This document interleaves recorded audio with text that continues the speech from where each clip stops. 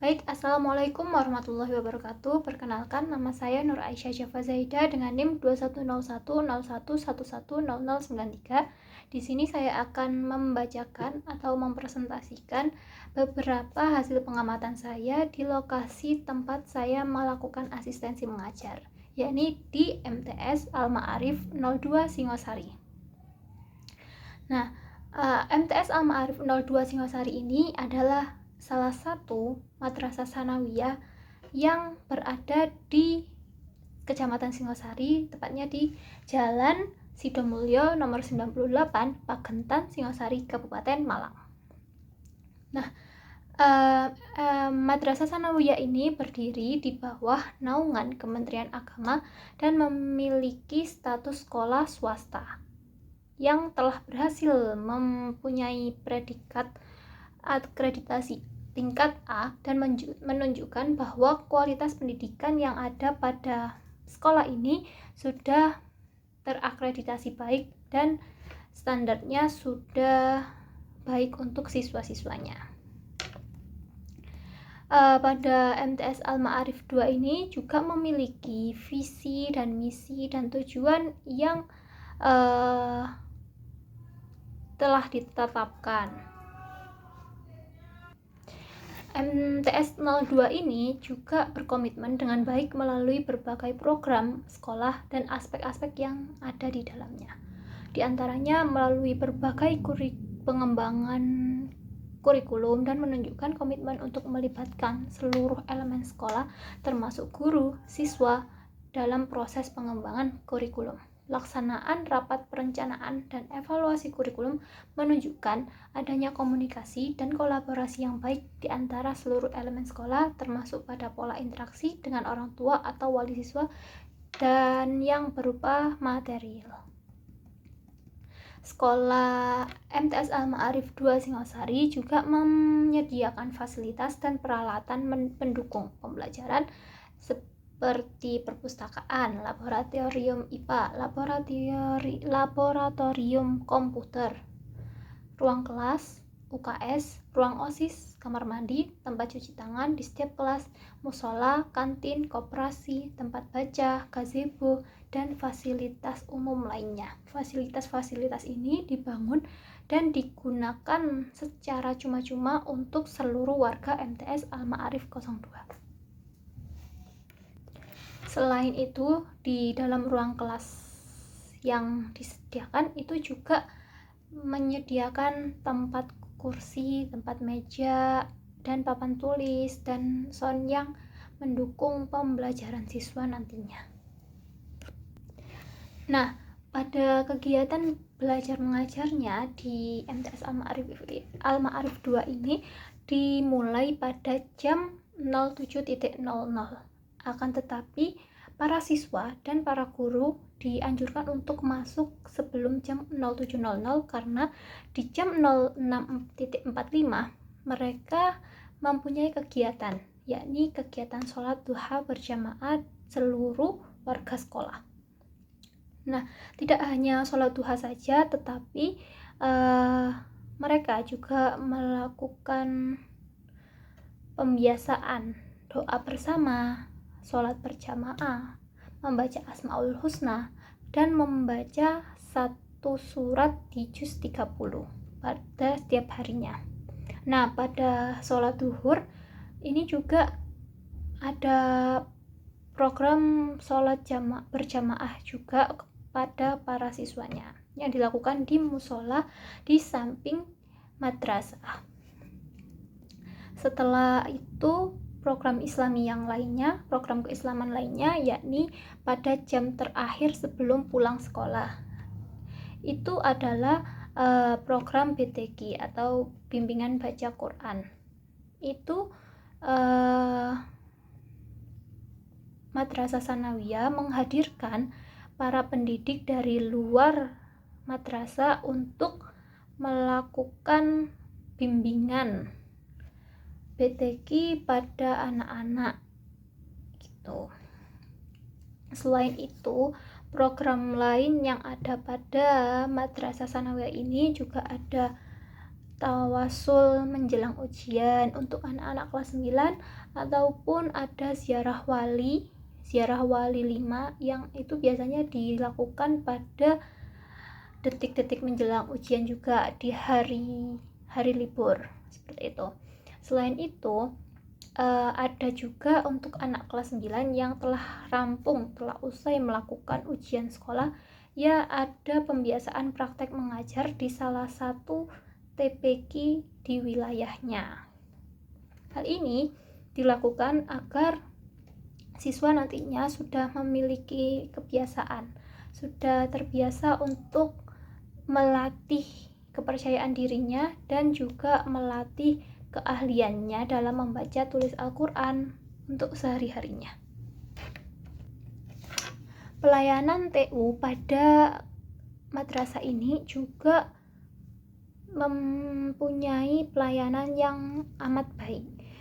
Di madrasah ini memiliki ruang staf TU sendiri yang berada bersampingan dengan ruang kepala madrasah.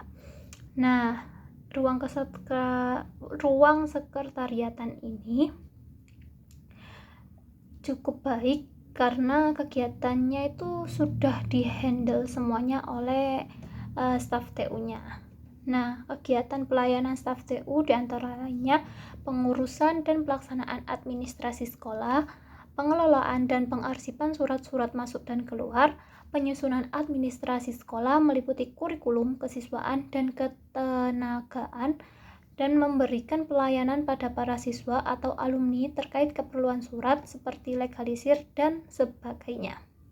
Selanjutnya terkait pelayanan administrasi terkait peserta didik baru itu sudah tidak pada staf TU, melainkan ada kepanitiaannya sendiri.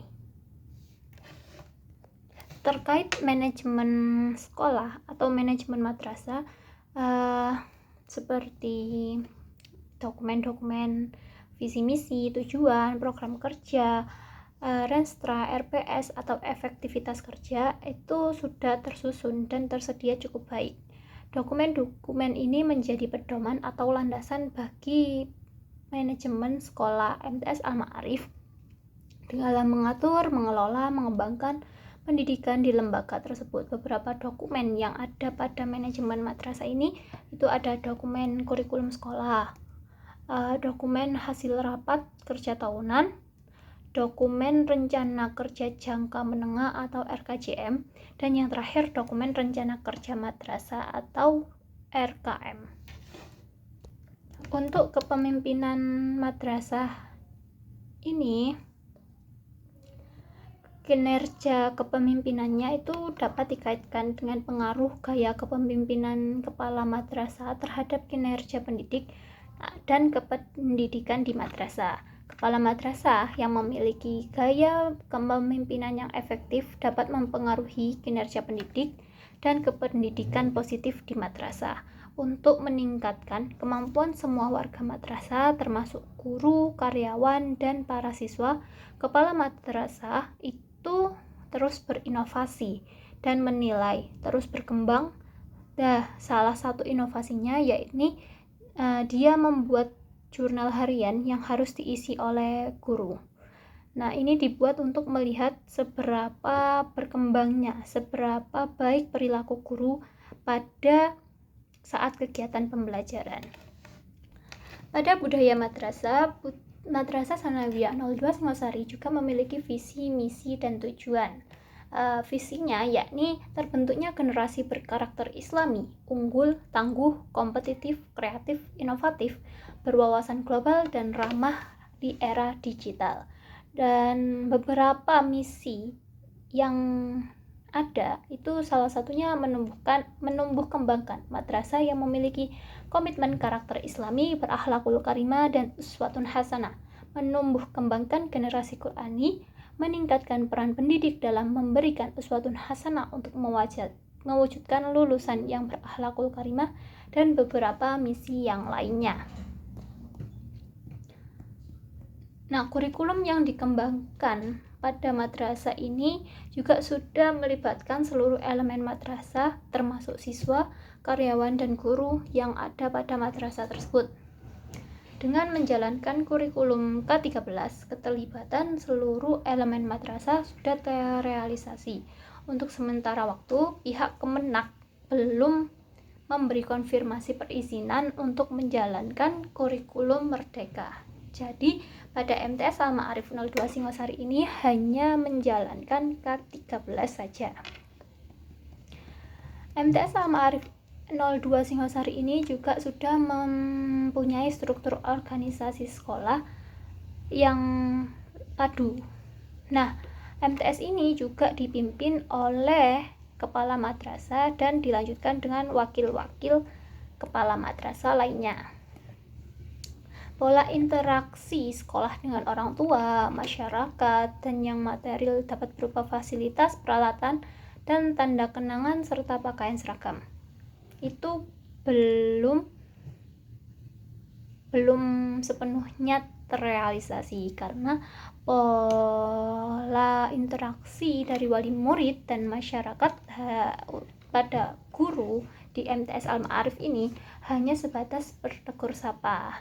Nah, akan tetapi ada satu fasilitas yang bisa digunakan untuk bersama, untuk masyarakat luas, seperti musola yang ada di sebelah sekolah.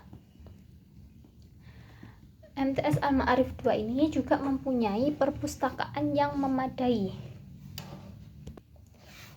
Perpustakaan ini berlokasi di sebelah ruang kelas 8A yang berada di pojok lantai bawah.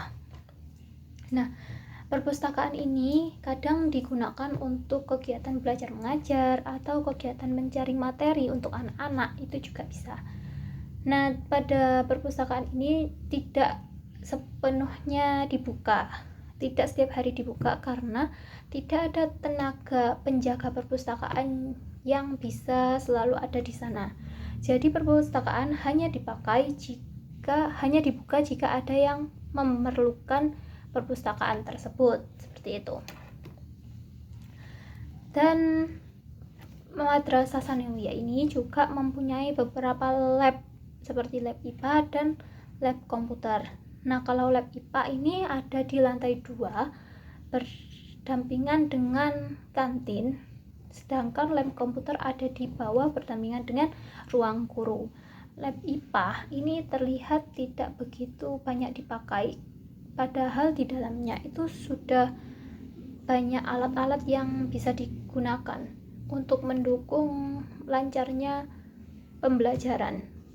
Akan tetapi para guru itu lebih memilih untuk melakukan pembelajaran di dalam kelas saja, seperti itu.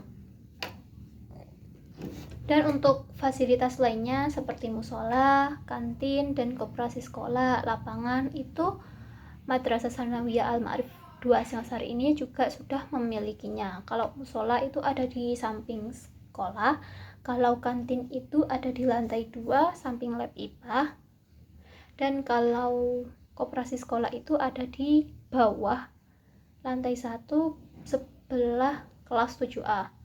Akan tapi MTS ini tidak memiliki lapangan untuk berjalannya kegiatan olahraga para siswa. Jadi anak-anak biasanya melakukan pembelajaran penjaskes itu hanya di halaman madrasah, seperti itu. Pada struktur gurunya, MTS ini juga sudah memiliki beberapa guru yang memadai dan memenuhi kualifikasi tenaga pendidik. Akan tetapi ada beberapa yang itu tidak sesuai dengan apa yang telah dia sekolahkan gitu. Seperti guru ini merupakan sarjana akuntan, akan tapi dia mengajar IPA, seperti itu. Ruang belajar yang ada pada madrasah ini juga sudah cukup besar untuk dipakai anak sebanyak 30, itu sudah luas gitu.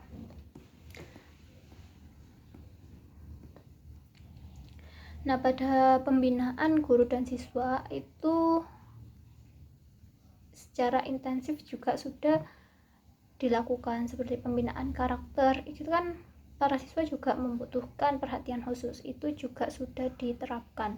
Jadi para guru itu berusaha semaksimal mungkin untuk bisa menjadi sumber belajar para siswanya. Nah, untuk budaya 3S itu belum sepenuhnya terjadi. Senyum, salam, sapa para anak-anak itu belum bisa terbiasa jika kita tidak memulainya. Jadi kalau kita hanya diam, para siswa pun juga ikut diam, seperti itu. Untuk kebersihannya 5K, budaya 5K, kebersihan, kedisiplinan, kesehatan, keindahan, kesopanan itu juga belum sepenuhnya terrealisasi, akan tetapi para guru selalu ingin berusaha menginstruksikan pada anak-anak agar selalu menjaga, membersihkan, dan menjaga lingkungannya. Nah, untuk karakteristik gurunya, di sini saya mengobservasi guru pamong saya sendiri, yakni Bapak Lukman Arif. Nah, pada observasi saya ini, Bapak Lukman Arif termasuk guru yang memiliki kompetensi guru yang sudah sesuai dengan kompetensi guru yang ada pada Kemendikbud, seperti kompetensi profesionalnya, kompetensi pedagogiknya, kompetensi kepribadiannya, kompetensi sosialnya juga. Nah, Bapak Lukman ini termasuk guru yang suka bertindak objektif serta tidak diskriminatif kepada para siswanya. Jadi beliau tidak membanding-bandingkan para siswanya, ini perempuan atau ini laki-laki, itu sama rata gitu. Guru Pak Lukman juga orang yang mampu berkomunikasi secara efektif dan empatis dan beradaptasi di tempat bertugasnya, yakni di MTS Al-Ma'arif 02 Singosari.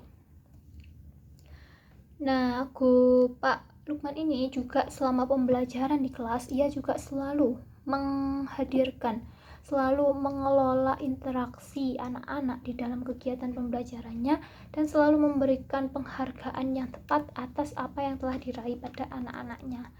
Nah, jika ada kesalahan sedikit pun, Bapak Lukman juga tidak akan lupa untuk menegur anak-anak, untuk mengingatkan hal yang baik dilakukan atau hal yang tidak baik dilakukan itu yang seperti apa, seperti itu. Selama pembelajarannya juga Pak Lukman juga bisa mengkondisikan kelasnya, dan para siswa itu juga bisa mengerti kegiatan pembelajaran apa yang dilakukan hari ini dan materi apa yang dijelaskan pada hari ini, seperti itu. Nah, untuk karakteristik siswanya di sini itu pada saat pembelajaran siswa itu suka bicara banget pada teman-temannya. Jadi itu siswa itu kadang ramai gitu. Jadi ia itu masih tidak bisa menempatkan, dia itu sekarang lagi melakukan pembelajaran atau lagi waktunya istirahat, seperti itu. Untuk siswa berpenampilan rapi selama berada di sekolah itu juga kurang bisa dinilai, karena para siswa itu terkadang lupa melakukan atribut tambahan seperti dasi, hasduk, kopiah, itu kadang tidak dibawa, seperti itu. Jadi kita sebagai guru, kita sebagai tenaga pendidik di sana itu biasanya harus selalu mengingatkan mereka setiap waktu. Di mana hasduknya, Nak? Di mana kopiahnya, Nak? Seperti itu. Siswa memang kan suka ramai, jadi siswa itu terkadang sangat susah berkonsentrasi di dalam kelas, sehingga kita sebagai guru harus menyampaikan atau menampilkan materi dengan semenarik mungkin pada siswa.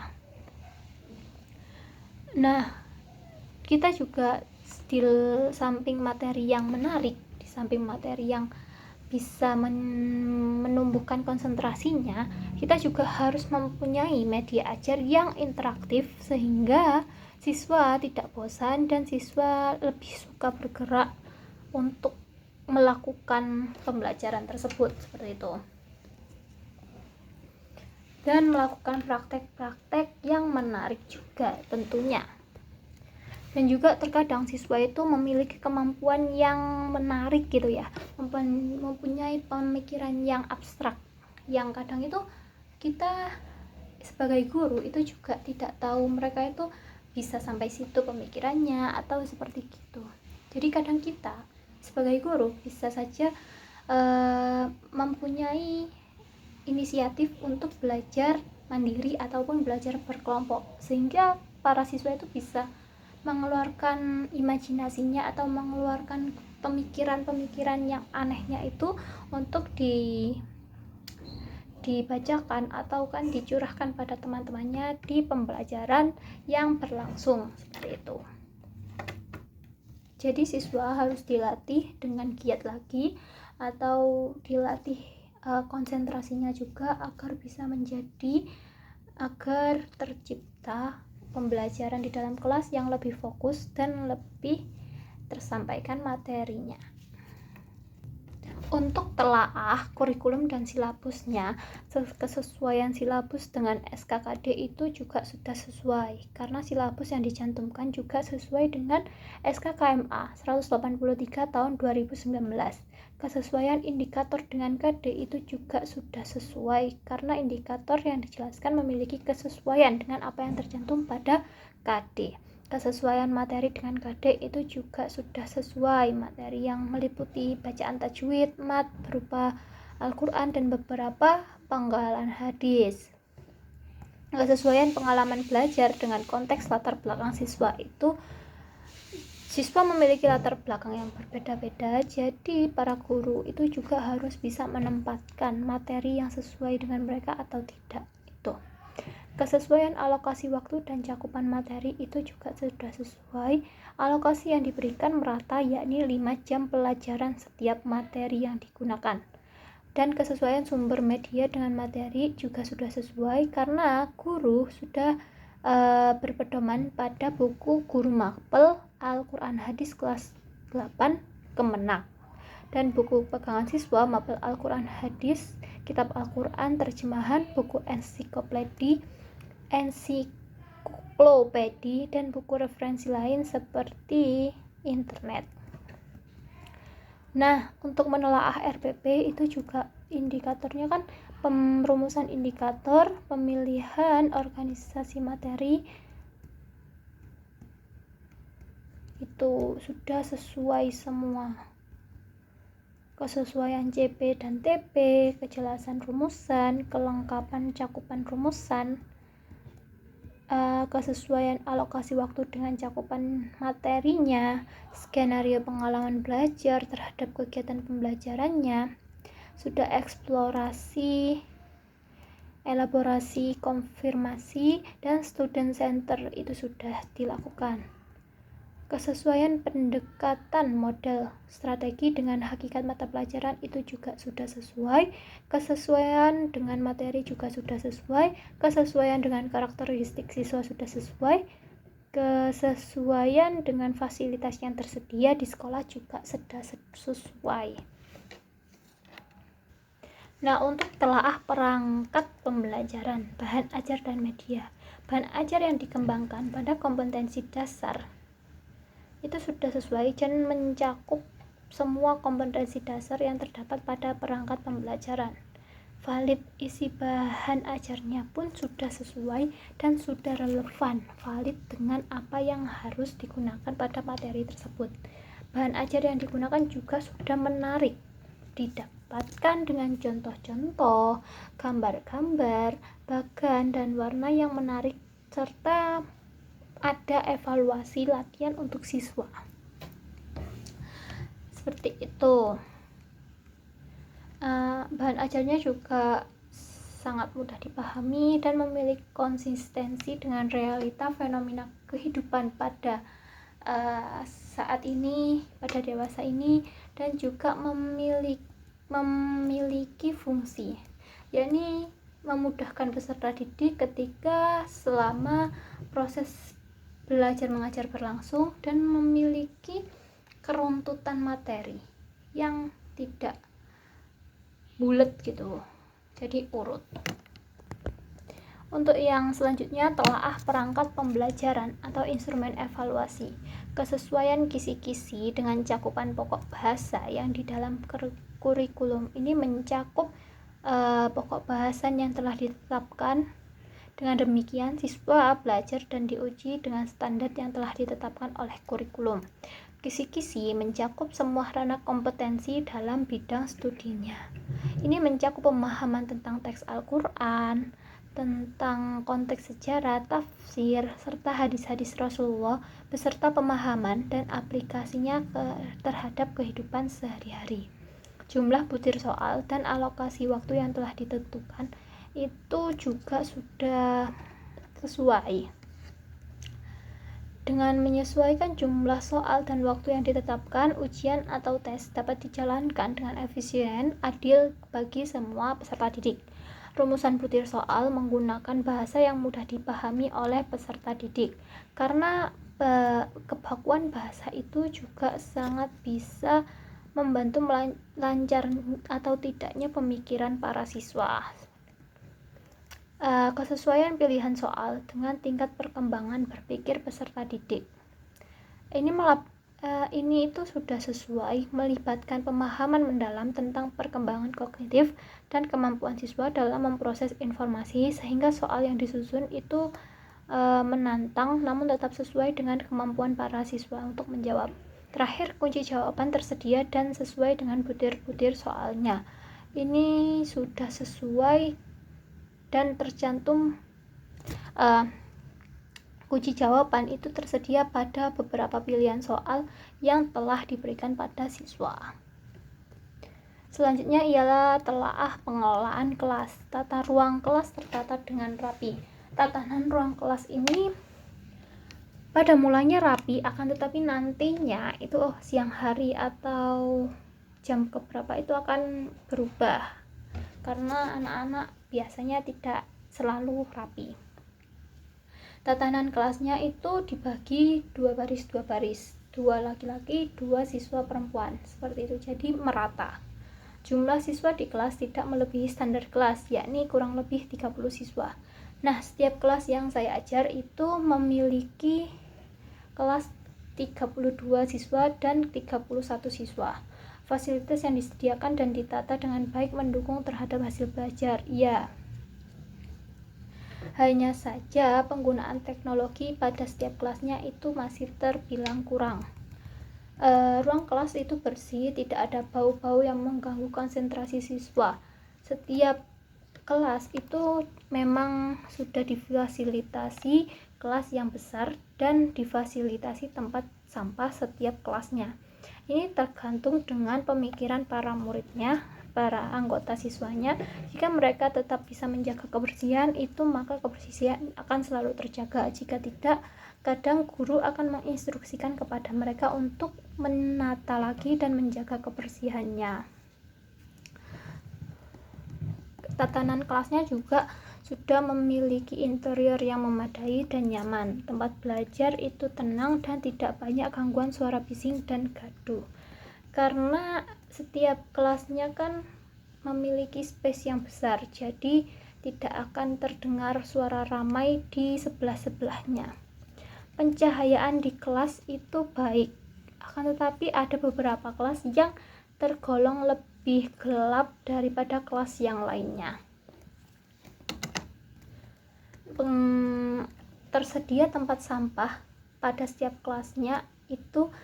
Setiap sorenya, setiap akan pulang sekolah nanti akan dibuang oleh penjaga sekolah di saat anak-anak sudah tidak ada. Pengaturan dinding kelas terlihat rapi dan enak dipandang. Ini tergantung pada anggota kelas yang menata, karena ada beberapa kelas yang memang sudah bisa menata, melayoutkan tatanan, tempelan-tempelan di dindingnya itu seperti apa, itu ada. Tetapi beberapa kelas itu juga ada yang masih berantakan dan mereka tidak ada usaha untuk memperbaikinya ataupun menatanya kembali. Dinding kelas yang sudah tertata itu juga bisa berisi berbagai sumber belajar, media-media mereka belajar, kata-kata mutiara dari beberapa siswanya, dan hasil-hasil karya siswa yang sangat bagus. Dan kadang itu di dalamnya itu ada jadwal piket, ada struktur kelas, ada beberapa piagam menang lomba, itu juga ada. Nah, dan penempatan posisi meja guru itu ditempatkan baik dan bisa memandang seluruh siswa di dalam kelas itu. Yakni tempatnya guru itu ditempatkan di pojok depan sebelah papan tulis. Tempat kelas yang sangat luas itu juga mengakibatkan posisi meja siswa itu tidak berdesak-desakan dengan siswa yang lainnya, dan jumlah meja dan kursi siswa itu juga sudah sesuai dengan beberapa jumlah murid yang ada di dalam kelas tersebut, seperti itu. Untuk tempat sudut baca atau perpustakaan di dalam kelas ini belum ada di setiap kelasnya, karena minat baca siswa itu masih terbilang kurang. Kadang siswa pun tidak mau membaca di dalam kelas, seperti itu. Terkadang para siswa itu bisa membaca buku di lain kelas atau di perpustakaan ataupun di pojok baca punya sekolah ataupun bisa di kelas, tapi tidak di perpustakaan kelas. Tersedia tempat bersosialisasi antara siswa dan guru ataupun guru dengan siswa atau guru dengan siswa dengan guru atau guru dengan siswa itu juga ada. Selain ruang kelas, kadang para guru itu bisa berinteraksi dengan siswanya di ruang kantin, ruang koperasi siswa, pojok baca, di gazebo ataupun di halaman sekolah, seperti itu. Terdapat aturan atau tata tertib etika yang disepakati oleh semua siswa. Ini peraturan yang telah dibuat sudah lama, itu juga sudah disepakati oleh seluruh warga madrasah, sehingga seluruh warga madrasah pun juga harus mentaati beberapa peraturan tersebut. Jika tidak, mereka akan ditindaklanjuti oleh pihak tata tertib ataupun bisa pada pihak kepala sekolah secara langsung, seperti itu. Sekian beberapa rangkuman laporan yang telah saya amati di MTS Al-Ma'arif 02 Singosari. Apabila ada kesalahan ucap atau kesalahan kata, mohon dimaafkan. Wassalamualaikum warahmatullahi wabarakatuh.